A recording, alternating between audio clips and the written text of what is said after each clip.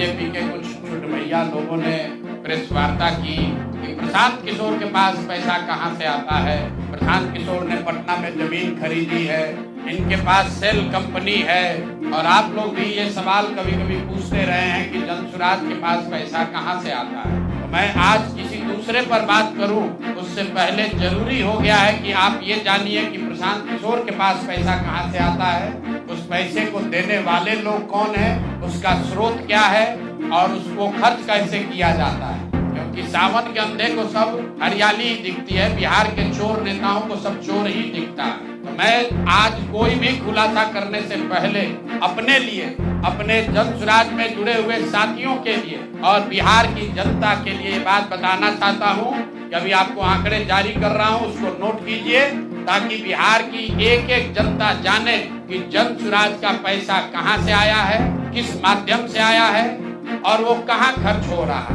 मैं ऐसा इसलिए कह रहा हूं कि कोई कल उंगली न उठाए कि प्रशांत किशोर भी दूसरे पर इल्जाम लगा रहे हैं, दूसरे लोग भी प्रशांत किशोर पर इल्जाम लगा रहे हैं। तो हमारी ये नैतिक जिम्मेवारी है कि मैं आपको स्पष्टता से वो फिगर बताऊं।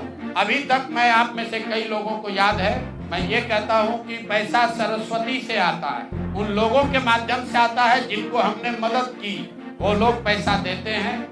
क्योंकि बिहार में नई व्यवस्था बनाने के लिए किसी बालू माफिया, शराब माफिया, भ्रष्ट लोगों की मदद न लेनी पड़े, गरीब से गरीब व्यक्ति को भी अगर बिहार सुधारने के लिए जज्बा है, ताकत है, उसको चुनाव लड़ाया जा सके, इसके लिए जनसुराज के पास साधन होना चाहिए। उसके लिए हम लोगों ने लोगों से पैसा मांगना शुरू किया है, लेकिन हमने ये तय किया जब ये अभियान शुरू किया कि बिहार के लोग पैसा दें या न दें, मैं अपने जीवन का जो कुछ भी है सब कुछ लगाऊंगा बिहार की इस व्यवस्था को सुधारने के लिए।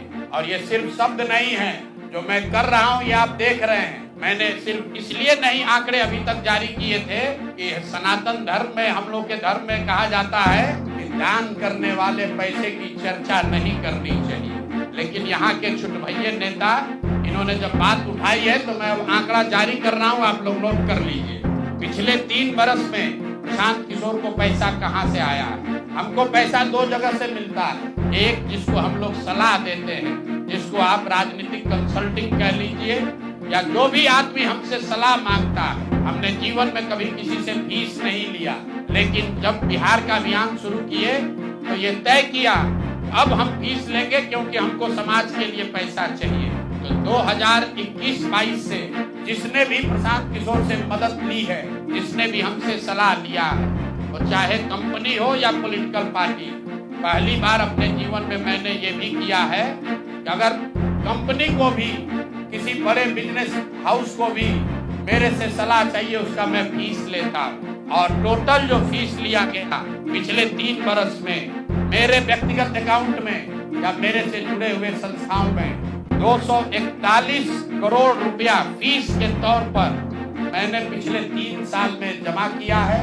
इस पर 30 करोड़ 95 लाख 68,764 रुपया GST पे किया गया है।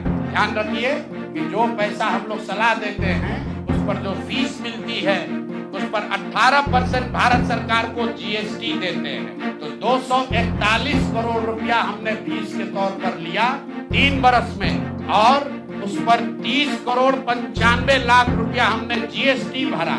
उसके बाद 20 करोड़ रुपया इनकम टैक्स दिया है, 20 करोड़ रुपया टैक्स दिया है, इनकम टैक्स, और 98 करोड़ 75 लाख रुपया डोनेट किया है जनसुराज पार्टी को अपने व्यक्तिगत अकाउंट से।